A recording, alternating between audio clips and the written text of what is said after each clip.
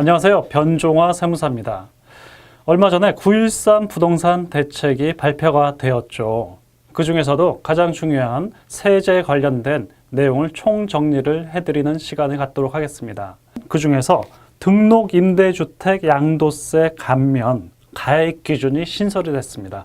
아주 중요한 의미가 있습니다. 유심히 한번 보도록 하겠습니다. 종전에는 이랬습니다. 임대주택을 내면 뭐가 좋아요?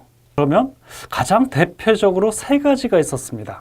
자, 첫 번째, 이 A라는 주택을 임대사업자를 내고 8년 중공공 임대사업자를 내고 8년 후에 양도하게 되면 양도세 중과 배제를 해줬었습니다.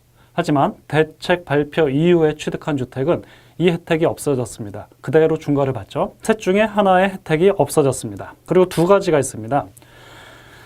85제곱미터 이하의 주택이라면 가액에 관계없이 6억 기준, 6억이 넘어도 상관없습니다. 가액에 관계없이 취득일로부터 3개월 이내 임대주택을 내고 의무 임대기간 10년을 채우면 임대 그 기간 동안 발생한 양도 차익에 대해서 100% 감면을 해주는 것이 있었습니다. 이게 바뀌었습니다.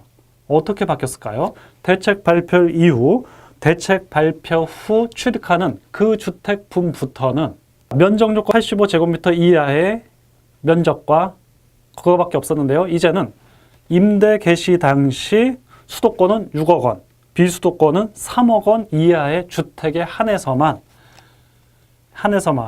10년 후에 양도세 비과세를 해줍니다. 이제 가액 요건이 추가가 됐죠. 양도세 100% 면제를 해주는데요. 가액 요건이 추가가 됐습니다. 그래서 6억이 넘어간다면 이 규정으로 더 이상 혜택을 볼 수가 없습니다.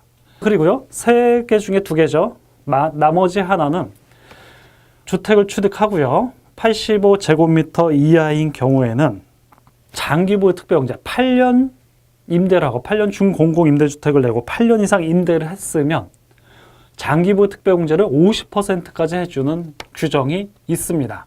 또 10년 이상 임대를 하면은요, 최대 70%까지 장기보유 특별공제를 해줍니다. 여러분, 장기보유 특별공제 70%를 해준다는 것은요, 거의 비과세에 준합니다. 가장 크죠. 여기에 종전에는 6억이라는 가액 요건이 없었죠. 자, 이제부터 대책 발표일 이후에 취득한 주택으로 임대사업자를 내서 이 혜택을 보려면 두 가지 요건이 충족돼야 됩니다. 85제곱미터 이하이면서 and 수도권은 임대 개시 당시 6억 원 이하, 비수도권은 임대 개시 당시 3억 원 이하의 주택에 한해서 장기보유 특별공제 50%, 70% 혜택을 줍니다. 여러분, 내가 사는 주택이 6억 기준이냐 3억 기준이냐에 따라서 임대사업자를 내냐 안 내냐의 기준점이 달라집니다. 이 점 주의하시기 바랍니다. 이상으로 변종화 세무사였습니다.